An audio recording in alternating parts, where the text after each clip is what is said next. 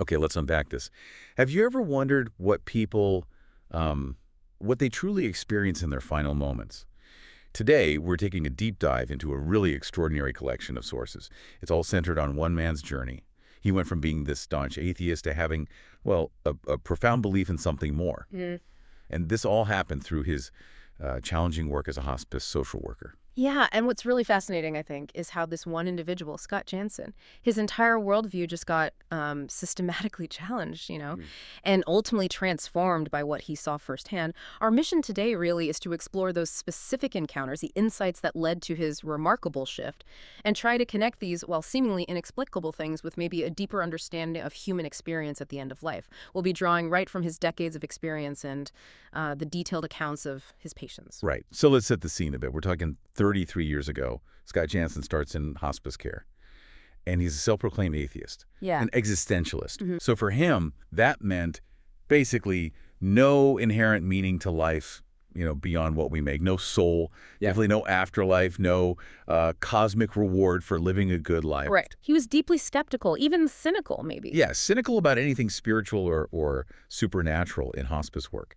In fact, he specifically thought things like deathbed visions were, and this is the direct quote, a bunch of bullst. Wow. Okay. Just, hallucinations from the disease or drug effects, maybe morphine. And that makes sense when you look at his background, that initial stance. His motivation, it wasn't spiritual seeking, not at all. It was social justice that drove him to become a social worker. Yeah. He wanted to make this world better. He wasn't interested in pondering the afterlife. Yeah. He grew up upper middle class Irish Catholic family, but interestingly, he insisted on transferring from a private school to a racially integrated public school when he was a teenager. Shows his focus, right? Yeah, definitely. Then he gets master's degrees, American history and social work, and his early work. Homeless shelters, juvenile offenders, literacy programs. He really saw a lot of religion as kind of an instrument of fear, social control, and he actively resisted anything like spiritual surrender, as he put it. So you have this steadfast atheist, right? Focus on tangible social justice. But that deeply held worldview was about to get shaken up big time. The moment that first started to, I guess, crack his convictions. It happened during a pretty routine visit. He was seeing an elderly client, Buddy. Buddy's wife, May, had severe Alzheimer's. Right. And she'd been completely non-responsive for 9 months. 9 months. It's a long time. Yeah. And Buddy had just lost May, his wife of 40 years. Jansen had been visiting them for nearly a year. He'd never heard May make a sound. So he goes to visit Buddy, expecting him to be devastated, but he's shocked. Buddy's deep depression seemed lifted completely. What could have happened? And this is where it gets really astonishing. Almost, unbelievable. Buddy shows Jansen these photos he took of May in her very last moments. Photos. Now, remember May's condition. Bedridden, couldn't make a sound, only opened her eyes once in 9 months. Head slumped, mouth open, almost completely non-responsive. Okay. Medically, with advanced dementia like that, her brain's neural networks would be profoundly disorganized. Destabilized, basically severely hampered. She shouldn't be able to process, move, communicate coherently at all. Right. Makes sense. Yet the photos, Yeah. they showed something else entirely, something that seemed, well, medically impossible. They showed May sitting upright in her bed. Sitting up? Sitting up, gesturing with her hands to someone, unseen, smiling. And her eyes, Buddy described them as illuminated blue. Illuminated blue. Wow. She looks right at Buddy, thanks him for his care. Then she turns back to this unseen presence and says, "It's beautiful." It's beautiful. Yeah. May died about an hour after Buddy took those photos. So for Jansen, the science guy, this wasn't just weird. It was a direct challenge, an undeniable challenge to everything he believed about consciousness, the body's limits. It was that first profound crack in his atheism. That is an incredible story. It really does defy so much of what we think we know medically. Buddy's experience was clearly profound, but you have to ask, was it just a one-off, an anomaly? Or did Jansen start to see other things, patterns maybe, in what other patients were telling him? Oh, he absolutely did. After May, he started observing things he couldn't just, dismiss anymore. He began paying much closer attention to what are often called deathbed visions. DBVs. PVs, okay. These are experiences where people who are dying but they're awake, often lucid, they interact with mysterious visitors, sometimes deceased relatives, sometimes spiritual figures. Okay, so how is that different from, say, a near-death experience? Right. An NDE? Right, good question. NDEs usually happen when someone has a close call, maybe clinically dies for a moment, then recovers, and they often describe floating, seeing a light, that kind of thing. Yeah. DBVs are happening right at the end, at the very edge of death, often with patients who were previously non-responsive, like May, which makes them even harder to just write off as purely physiological brain stuff. I see. So for someone like Jansen, who's looking for these rational explanations, what were some of the most compelling stories he heard about these DVVs? Well, one that really stands out involved Evan. He was a WWII combat veteran, early 90s. He'd had depression for a long, long time.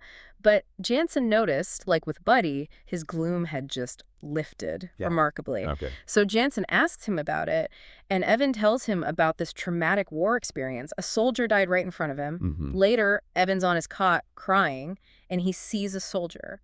But the soldier is wreathed in light. Wreathed in light. Yeah. And this figure wordlessly conveys a message: we are all loved and connected. Now, this same soldier figure had visited him a few times right after the war ended, always silent. But now, decades later, the soldier was back, sitting at his bed. And this time, he was talking to Evan. Evan said, he's going to help me over the hill when it's time to go. Wow. Help him over the hill. And then? And Evan died shortly after telling Jansen that story. The consistency of that figure returning. Yeah. That's fascinating. Did he see similar things with others?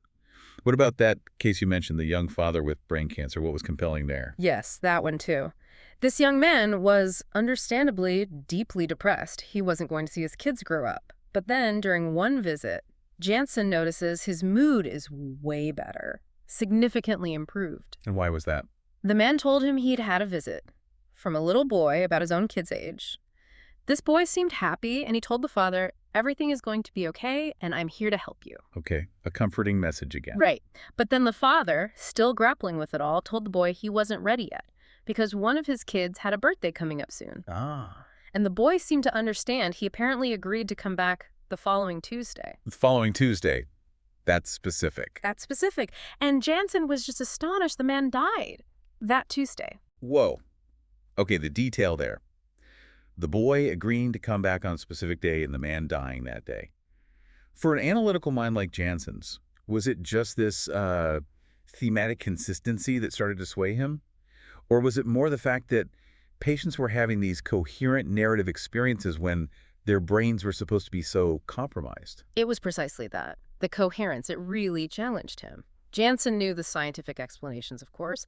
Neurological glitches, maybe terminal lucidity. Right, that sudden clarity some dying patients get. Exactly, but he found those explanations just didn't cover everything he was seeing. Especially the consistency, the apparent purposefulness of these visits. He really wrestled with that question. What is the real difference between these DBVs and, say, drug-induced hallucinations? Yeah, how did he distinguish them? He observed that the DBVs, they tend to be thematically consistent. They have a beginning, a middle, an end.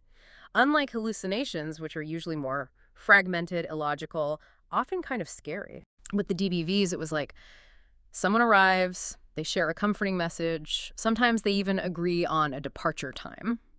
And then they seem to help the person make that transition. That consistent pattern became impossible for him to just ignore. So all these experiences are piling up. Witnessing these profound moments in others, the big question for Jansen must have become, okay, what does this actually mean for my own worldview? Yeah. And interestingly, it wasn't just observing others that really cemented his transformation, was it? There was something personal he'd kind of pushed away. That's exactly right. He had his own experience, something that happened years before when he was 23. He was a grad student upstate New York. And he's jolted awake after midnight. Yeah. He hears what sounds exactly like an ambulance siren, a gurney being rolled, and a man's voice saying, "Bring it here quick." Okay. And it all sounded like it was coming from the corner of his room. But he looks out the window, sees nothing. Right. So he just thinks. He tries to rationalize it. Must have been a really vivid dream, right? But the very next morning, his father calls. His Uncle Eddie had been killed in a car accident, killed at the exact time Jansen was woken up by those sounds. Oh, wow. The exact time. The exact time. And then, later that same day, this old malfunctioning radio he had suddenly clicks on and plays Let It Be. Let It Be. Yeah, which was Uncle Eddie's favorite song. And you know the story behind that song, right?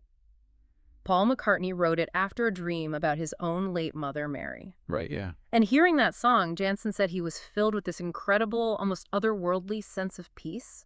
So this whole profound, strange experience from his youth, he'd kind of buried it. It didn't fit his atheist framework.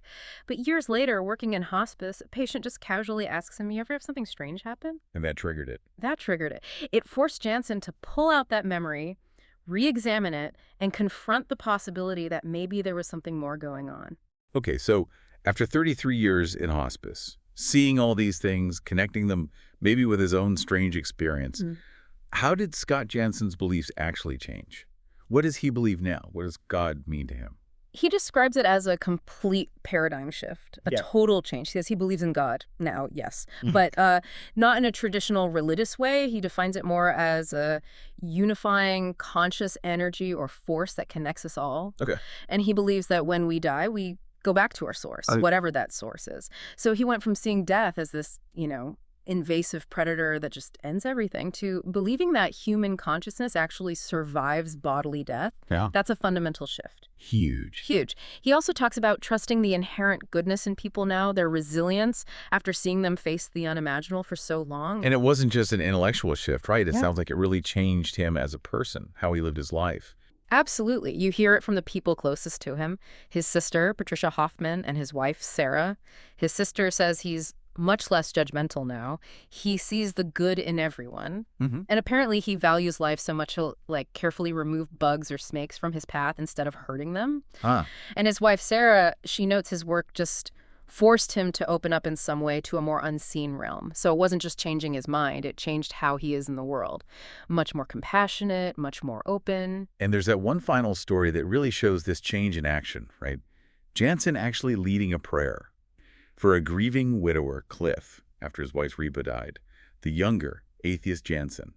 He would never have done that. He would have avoided it. Definitely. He probably would have demurred, yeah. But the scene, it's incredibly moving. You have Cliff, his sons, Jansen, the funeral home staff all gathered around Reba's bed right after she passed. And Cliff turns to Jansen and asks him to lead the prayer. Wow. What did Jansen do? He admits he just winged it. He felt like he totally botched it, didn't really know the right words. But afterwards, Cliff gave him this huge bear hug, tears streaming down his face, and called him Brother Scott. Brother Scott. Yeah. It just powerfully shows how his perspective had shifted, his willingness to be present, to connect on that deep human, even spiritual level, even without having a formal religious framework himself. It became about compassion, about shared humanity, not dogma. So, thinking about all this, Scott Jansen's incredible journey. What does it mean for you listening? It really reminds us, I think, that sometimes the biggest shifts in our understanding, they don't come from arguments or debates or what we expect.